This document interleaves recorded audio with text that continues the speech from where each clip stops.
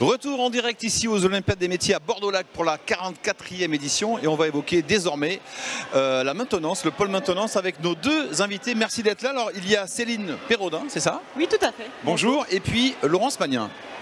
Attention, le micro, Laurence, voilà. Oui, merci. Donc la maintenance, qu'est-ce qui nous explique un peu le concept? Qu'est-ce que c'est la maintenance? Alors, la maintenance, c'est tout ce qui concerne les métiers liés à la réparation des matériels. Donc pour nous, c'est la maintenance des matériels. Donc tout ce qui est réparation, diagnostic, analyse des matériels pour les rendre à nouveau efficaces et utilisables par les jeunes. Et pour vous, Laurence Magnin, c'est la maintenance aéronautique? La maintenance aéronautique, c'est le même concept avec une notion un petit peu particulière, c'est la sécurité des vols. Il faut savoir qu'un avion, quand il sort de l'usine, il doit être certifié pour être utilisable pendant 25 à 40 ans. Pendant ces 25 à 40 ans, il va subir des maintenances régulières qu'on appelle des grandes visites. On va aussi procéder à un certain nombre de réparations, de modifications, d'ajout de systèmes améliorés, de nouveaux calculateurs. Pour ça, nous aurons besoin de personnel qualifié, avec un maintien de compétences pendant toute la carrière d'un aéronef, qu'il soit un hélicoptère, un avion civil ou un avion militaire. Donc c'est ça la maintenance aéronautique, avec ce petit plus qui est la sécurité des vols. Alors comment se déroule finalement le concours, là, ces championnats de France pour vous, dans votre discipline, comment ça se passe en fait? Il y a quoi comme épreuve?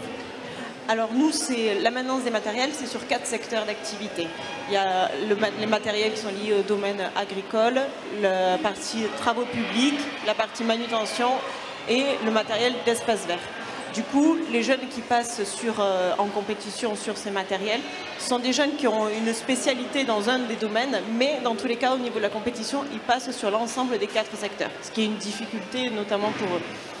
Et leur profil est le même pour l'aéronautique ou c'est un petit peu différent? Le profil est un peu identique, avec quand même un point de départ, c'est le bac professionnel. Aujourd'hui, l'aéronautique ne recrute qu'à partir du bac professionnel, avec en plus l'obtention d'une licence aéronautique européenne, qui est un passeport pour le mécanicien, qui va concerner quand même 45 pays en Europe et autour de l'Europe. Pour ce qui est des épreuves, aujourd'hui, nos candidats passent entre 6 et 7 épreuves différentes, qui se terminent d'ailleurs tous par le tour d'avion, qui est basé sur un hélicoptère, qui consiste à vérifier tous les points de sécurité d'un hélicoptère avant de le remettre en vol. Donc pour vous, la notion non, il faut le baccalauréat. Est-ce que c'est pareil pour la maintenance que vous évoquez? Alors pour la maintenance des matériels, le diplôme vont du CAP jusqu'à la licence professionnelle. Effectivement, à l'heure actuelle, le baccalauréat est le diplôme, on va dire, d'entrée vraiment dans l'entreprise et qui permet aussi d'évoluer facilement par la suite. Parce que ce sont des métiers de haute technicité et du coup, la formation continue est aussi très importante une fois que les jeunes sont rentrés en entreprise et qui souhaitent poursuivre leur carrière. Voilà, j'allais en venir, vous l'évoquiez, cette haute technicité, je pense qu'elle est dans vos demandes identiques, enfin, elle est présente. C'est comme ça aussi qu'on peut attirer tous ces jeunes qu'on voit autour de nous. C'est quelque chose qui peut les attirer, justement, ce côté haute technologie qui peut arriver. Tout à fait. Nous, on insiste là-dessus parce qu'en fait, nous avons des problèmes de recrutement dans ces métiers. Ils sont méconnus et on a aussi une image un peu négative. On a l'impression que ces matériels sont assez... n'ont pas beaucoup de technologie, etc. Tandis qu'on ne se rend pas compte maintenant comment sur un tracteur, une moissonneuse-batteuse, une pelle, etc. Quasiment, voilà. Le GPS est très important, le guidage par satellite, l'électronique, l'informatique. Comme dans l'automobile, maintenant les mécaniciens sur ces matériels, ils arrivent avec leur valise de diagnostic qui branchent sur le matériel pour décoder les codes panne et après pouvoir intervenir, bien évidemment. Ils mettent quand même les mains aussi dans le matériel. Au final, il faut aimer aussi ce côté contact avec la machine. Et donc c'est pareil ou c'est quand même un peu différent non, pour l'aéronautique? Non, le principe est le même, avec toutefois le fait qu'il faille s'adapter au niveau d'attention des élèves aujourd'hui. C'est-à-dire qu'on est obligé de faire appel à beaucoup d'équipements virtuels, de simulation. Et puis il faut de toute façon finir sur de véritables matériels. C'est pour ça qu'il faut s'associer à de grands partenaires, des partenaires aéronautiques pour obtenir des avions, des moteurs, des hélicoptères sur lesquels on va quand même finaliser tout l'esprit pratique. Et voilà, quand vous parlez justement de simulation, de virtuel, ça parle à toutes ces générations, c'est presque logique. Ça leur parle et ce sont des systèmes qu'ils vont acquérir beaucoup plus facilement que des adultes aujourd'hui. Pour exemple, aujourd'hui, Aérocampus, qui nous supporte sur la région bordelaise, a une salle de simulateur de maintenance virtuelle basée sur un Airbus A320, où 16 élèves vont pratiquer de la maintenance virtuelle jusqu'à la pratiquer sur de véritables appareils. C'est du concret, c'est concret, on peut toucher ce qu'on fait, c'est ça aussi que vous mettez en avant? Nous, on a moins de virtuel dans les formations, je serais curieuse d'ailleurs de venir découvrir ça. Voilà, mais effectivement, oui, cette approche quand même très technologique sur le matériel. Après, il y a du concret derrière dans la formation. Et le lien avec les entreprises, par contre, est très important dans la formation. Dans nous, les lycées professionnels qui sont répartis sur la France entière sont en étroite collaboration avec les entreprises qui leur prêtent du matériel pour que dans les établissements, il y ait bien les dernières technologies et que les jeunes puissent vraiment apprendre sur les dernières technologies présentes sur le matériel. Ça, c'est très important. Parce que ça va très vite, l'évolution technologique, donc il faut qu'ils soient toujours au fait justement de cette évolution dans le cadre de leur diplôme et après dans le cadre de leur formation. Alors avant de continuer quelques minutes encore notre conversation, on va retrouver Sandrine qui est justement dans ce pôle maintenance pour un duplex. Sandrine, c'est à vous. Alors nous sommes ici au niveau de la maintenance des matériels. Concrètement déjà, qu'est-ce que c'est ? Alors, la maintenance des matériels, c'est à la fois de la recherche de panne, à la fois donc du diagnostic de machine, à la fois de la réparation et puis à la fois ce qu'on appelle nous de la mise en œuvre de matériel. La mise en œuvre sont les réglages de machine. Ça veut dire que les candidats doivent savoir maîtriser tous ces aspects-là, c'est ça? Ils doivent maîtriser tous ces aspects-là, ils doivent être capables de travailler sur 4 catégories de machines qui sont donc la partie espace vert, la partie travaux publics avec un certain nombre de machines de TP que l'on a, la partie agricole qui est derrière, et puis une partie manutention avec les chariots élévateurs qui sont au milieu de notre stand. Quelles sont les difficultés justement pour eux? Parce que c'est quand même assez large. Disons que la première difficulté, c'est déjà d'arriver à se concentrer, parce que c'est vrai qu'il y a énormément de monde, il y a énormément de visiteurs. La difficulté technique, c'est d'être capable en très peu de temps de s'adapter au poste de travail. Parce qu'en fait, ils alternent entre des postes d'1 heure et de 2 heures sur chaque machine. Donc ils ne connaissent ni la marque, ni évidemment le poste qu'on va leur proposer. Et en très peu de temps, il faut être capable de s'adapter à la machine sur laquelle on va travailler, à la documentation technique de la machine, et puis aussi aux critères mis en place par le jury. Les qualités des candidats, ils doivent être réactifs, ça on l'a compris, mais encore? Alors il faut évidemment beaucoup de sérénité, beaucoup de sérénité, il faut une certaine réactivité, il faut une certaine patience aussi, il faut être capable de s'adapter à différentes situations. Là c'est vrai qu'on est pour le coup dans des conditions qui sont bonnes par rapport évidemment par rapport aux conditions externes. Néanmoins, il y a besoin en permanence de s'adapter aussi aux clients. Quelquefois on peut avoir le client aussi, en l'occurrence le jury, qui met un petit peu la pression, comme aux conditions professionnelles. Voilà. Est-ce que c'est des métiers mal connus, des métiers qui attirent ou qui n'attirent pas encore assez? Alors, c'est une filière qui, chaque année, propose 4 à 5 000 postes. Il faut se dire qu'aujourd'hui, on est capable de pourvoir 2000, 2500 postes. Ça veut dire qu'on manque énormément de personnel technique qualifié, et dans tous les domaines. Autant en agricole qu'en travaux publics, qu'en parc et jardin et en manutention. Donc ça recrute énormément, et pour le coup dans certains cas des salaires qui peuvent être très très intéressants dès le départ. Et qu'est-ce qui fait qu'il n'y a pas assez de candidats justement? C'est la méconnaissance du métier, la méconnaissance de nos métiers, de la filière. On a souvent une image qui peut être un petit peu trop arriérée, un petit peu trop simpliste du métier, alors qu'aujourd'hui c'est de la technologie, beaucoup de technologie. Beaucoup de systèmes techniques différents, beaucoup de compétences aussi. Et c'est vrai qu'on le voit rapidement par rapport au stand, on s'aperçoit que les machines d'aujourd'hui sont quand même de moins en moins simples et de plus en plus techniques. Voilà. Il y a pas mal de jeunes sur ce salon. Est-ce que justement ils viennent à votre rencontre, vous poser des questions sur la formation, éventuellement sur les débouchés? Oui, alors on a le petit espace, toi aussi tu peux le faire, qui attire énormément de monde. Alors on a mis en place une petite activité qui est plutôt sympa sur le démontage de roues. On a vu énormément de monde, énormément de monde, très très content. On a vu du monde, on a vu des jeunes qui sont intéressés par la filière aussi. Peut-être qu'on les recrutera sur nos filières de bac ou de BTS. C'est une filière qui est intéressante parce qu'elle démarre de la seconde, mais on peut sortir avec un BTS, voire une licence dans certains cas. Donc ça veut dire qu'il y a possibilité quand même d'avoir un panel important de formation, de diplômes et puis de compétences et des niveaux de métiers différents. Surtout qu'on l'a compris, c'est une filière qui recrute. Voilà, mais merci beaucoup pour toutes ces explications. Merci à vous. Merci. Merci. Retour sur le plateau en direct avec Céline Perrodin et Laurence Magnin pour parler maintenance. Alors, au niveau de l'emploi, soyons concrets et pragmatiques pour tous ces jeunes là qui sont peut-être intéressés. Il y a des débouchés. Enfin, Répondez voilà, dans l'ordre que vous choisissez. Ah oui, il y a des débouchés. Justement, on est en déficit de personnel qualifié pour entrer dans ces métiers. Donc quand on fait une bonne formation, on est assuré d'avoir un emploi après. Sachant qu'en plus, en termes d'emploi, les emplois, c'est à 90% des CDI qui sont offerts suite à la formation. Donc il y a des belles carrières possibles pour les jeunes. Ça fait peur quand vous dites il y a du déficit, alors que bon, c'est vrai que le pays est quand même en proie à des difficultés avec le chômage, etc. On se dit, mais comment c'est possible finalement que... On se pose toujours la même question. La difficulté, c'est que c'est un métier, je l'ai dit tout à l'heure, qui est méconnu. Et du coup, en fait, le public, les jeunes qui rentrent en formation dans ces métiers-là, souvent sont des jeunes issus de ce milieu, donc des jeunes issus à la fois du milieu agricole ou des travaux publics, etc. Et du coup, on a un peu plus de difficultés à toucher à l'heure actuelle les jeunes qui ne connaissent pas du tout ces milieux. Quand ils pensent mécanique, ils pensent mécanique automobile, voilà, puisque c'est le plus connu. Et voilà, donc on essaye de transformer le message en disant il y a l'automobile effectivement, mais il y a aussi d'autres mécaniques à côté.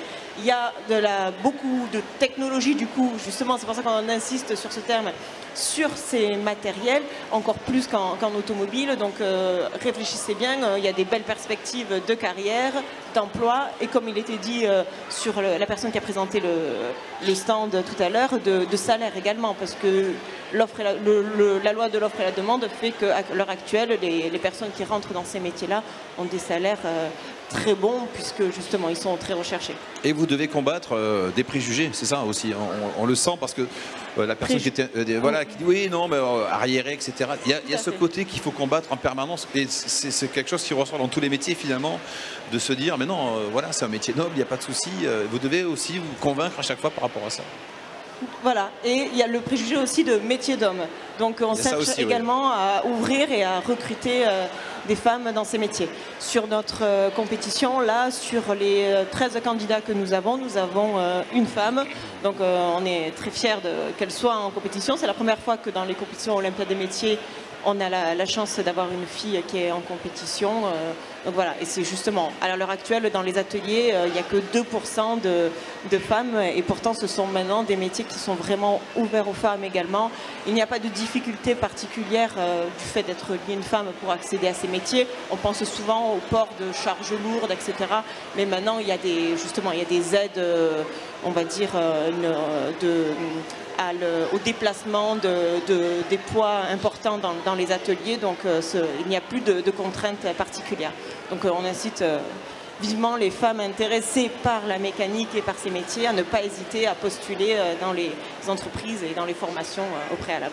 Laurence Rognier, c'est la même situation. Est-ce qu'il y a une mixité? Est-ce qu'il y a des garçons, des filles, des hommes, des femmes? Alors la compétition ne se passe pas qu'à l'intérieur des stands, elle se passe entre nos stands, puisque nous avons 2 candidates féminines, donc nous gagnons un point. Plus sérieusement, pour ce qui est aujourd'hui des potentialités d'embauche, l'aéronautique fait partie des secteurs d'expertise mondiale reconnus de la France à 2 niveaux. C'est-à-dire que notre expertise mondiale, elle est principalement aujourd'hui basée sur de la production. On sait qu'Airbus est en train d'augmenter d'1 tiers ses cadences de production d'avions civils. On sait que les cadences de Dassault Aviation avec des Falcon et des Rafales va augmenter d'ici peu. Airbus Hélicoptère est le numéro 1 mondial de l'hélicoptère. Ça m'amène à une réflexion particulière. Si des mécaniciens ou des maintenanciers veulent faire carrière dans l'aéronautique, il y a un point essentiel et quasi obligatoire, c'est le niveau d'anglais. C'est pour ça que le bac pro n'est qu'une porte d'entrée, mais le niveau d'anglais est considéré aujourd'hui comme essentiel. On ne peut pas faire une longue carrière aujourd'hui comme maintenancier aéronautique uniquement en France. Si le niveau d'anglais n'est pas suffisant, eh bien c'est le rôle des écoles aujourd'hui de former son personnel. Ça devient très difficile parce qu'il nous faut aussi trouver des formateurs parlant anglais. Aujourd'hui, encore une fois, je prends l'exemple d'Aérocampus qui est situé sur la région bordelaise. En l'espace d'1 an et demi, nous avons pu doubler le nombre de professeurs en passant de 25 à 52 formateurs. Tous les nouveaux formateurs aujourd'hui sont des gens qui font cours en anglais. Et ça nous permet aussi de montrer que l'expertise de maintenance aéronautique peut aussi servir à des étrangers en France. Par exemple, aujourd'hui, nous soutenons les marchés export de Dassault pour le Rafale, et nos élèves qataris sont les futurs maintenanciers des Rafales que va soutenir Dassault. Donc ça veut dire que en augmentant ici nos capacités à former en anglais des étrangers, nous allons aussi donner de bien meilleures chances à nos élèves qui vont devenir des futurs maintenanciers à l'échelon mondial. Juste pour finir, aujourd'hui, le besoin d'opérateurs de maintenance à l'échelle du monde est considéré comme 1 300 000. Donc il y a bien de la place pour des Français. Ça veut dire que dans vos deux secteurs, finalement, même si c'est le même monde de la maintenance, il faut essayer de se faire plus connaître auprès de tous ces jeunes qui sont en collège ou au lycée pour expliquer les métiers. Comment ça peut se passer finalement d'éviter de tomber pour vous dans ce déficit? Ah ben oui, on essaye de se faire connaître. On est présent sur tous les salons de l'orientation, sur toutes les. On a les soutiens politiques également. On informe les politiques de ce fait de déficit dans nos secteurs pour qu'ils nous aident à soutenir aussi nos sections de formation, l'ouverture de sections au niveau national. Voilà, donc c'est vraiment notre lobbying au quotidien de promouvoir nos métiers. Avec, je crois, un nouveau, il faudrait qu'on m'explique en régie, est-ce qu'on a un duplex? Donc c'est pas prêt encore, donc on va continuer juste un petit peu. Ce déficit, vous l'avez pas, au niveau de l'aéronautique, c'est quand même un métier qui fait rêver, non? Eh bien, contrairement à ce qu'on pense, oui, le métier fait rêver, mais je pense qu'au niveau de l'éducation nationale, on a tendance à ne pas pousser les élèves vers les métiers professionnels, on a tendance plutôt à les pousser vers des métiers, des bacs généralistes. Donc même si l'aéronautique ou l'espace fait rêver aujourd'hui, nous avons encore beaucoup de place et de nombreux potentiels de recrutement d'élèves. Et ça reste encore un métier sur lequel, comme vous le disiez, les femmes hésitent à rentrer parce qu'on le nomme métier d'homme. Je prendrais pour exemple le métier de monteur-câbleur intégrateur. Aujourd'hui, avec les montées de cadence d'Airbus, il faut monter des millions de kilomètres de câbles technologiques à bord des avions. Et bien ça, c'est l'un des métiers où aujourd'hui on rencontre 40% de femmes en tant que professionnelles. Donc dernière question, je la pose à tous nos invités, optimistes pour la suite ou pas, pour les années futures? Bien sûr, très optimiste. De toute façon, il faut l'être. Et voilà. Si je peux préciser quand même un petit truc sur nos métiers, une des spécificités, c'est aussi, on a besoin de jeunes qui soient autonomes. Et c'est parce que quand ils sont techniciens, mécaniciens, ils partent avec leur camion atelier intervenir directement sur le matériel. Donc cette question d'autonomie, de polyvalence et d'anglais, je vous rejoins totalement là-dessus parce que les documents techniques sur les matériels sont en anglais, est très importante. Mais du coup, oui, très optimiste sur la suite qu'il peut y avoir à la fois pour ce métier et pour les recrutements. C'est sûr qu'à un moment donné, on va se faire connaître et on va arriver dans nos objectifs. Optimisme partagé? Oui, et puis typiquement, un événement comme l'Olympiade des métiers est un facteur grossissant sur les métiers. On a beaucoup de visiteurs. Le fait d'avoir un hélicoptère sur le stand attire aussi l'œil de tout, des jeunes comme des parents. Donc on espère que ça va pouvoir continuer. En tout cas, il y a de la place. Justement, juste une petite question annexe. Le fait de faire un concours avec tout ce bruit, avec toute cette émulation, voilà, parfois ces petits moments de folie, c'est pas compliqué quand même de se concentrer? Comment ils sont les jeunes? Les jeunes, ils sont déjà épatants parce que justement, ils arrivent à se mettre dans leur bulle, à se concentrer sur leur épreuve, sur leur métier et justement. Et en plus, on les interroge au fur et à mesure et l'enthousiasme avec lequel ils font ça est vraiment exemplaire justement pour aussi le public qui est autour et les messages que l'on souhaite faire passer au niveau de la profession. Nous, on les considère vraiment comme des ambassadeurs métiers. Après, les jeunes qui participent notamment à ces concours. Il n'y a pas que ceux qui font les concours, mais ceux-là ont ce côté en plus de comprendre encore plus les problématiques d'une branche professionnelle et d'un métier parce qu'on a pu échanger avec eux sur ces thématiques-là. Je vous garde encore quelques petites minutes parce que nous avons justement un duplex avec Olivier tout à côté de cet hélicoptère dont vous nous parlez, Laurence Magnin. C'est parti, Olivier. Oui, Denis, nous sommes à présent avec Claude sur le stand maintenance, hein, c'est ça, hein? Aéronautique, oui. Ouais. Donc l'épreuve maintenance aéronautique est composée de 6 épreuves. Donc à côté de nous, vous voyez un bel hélicoptère qui est bien sûr il a l'effigie Airbus et Hélico puisque c'est un colibri. Ouais. Et dessus on a donc 2 épreuves, une visite avant vol et un réglage de commande de vol sur la chaîne de lacet. D'accord, oui, évidemment. Les hélicoptères, les avions, la maintenance aéronautique, hein, ça concerne tout ça. Il faut tout vérifier avant le départ. Hein, il y a ça. On voit aussi... effectivement, vous avez là-bas une endoscopie sur une turbine d'hélicoptère, qui est une turbine d'Ariel. D'accord. Et où les gens ils vont rechercher les défauts comme des criques ou des endommagements sur des impacts, des choses comme ça. Sur cette dépose-repose sur un mât moteur. Alors ce mât moteur, bien sûr, c'est d'un A320, ce qui permet de soutenir le moteur. Et là-dessus, ils vont en fait déposer tout un ensemble de tuyauteries et d'éléments qui constituent la sécurité du moteur. D'accord. Et puis là, pour terminer. Alors ici, nous avons une épreuve où ils doivent réaliser une fabrication de pièces. Suite à un défaut structural, à un impact sur un avion, ils doivent être capables de fabriquer un petit élément qui va permettre d'être positionné et remplacer la pièce défectueuse. Oui, et la dernière étape. La dernière épreuve, c'est fabrication d'un câblage électrique.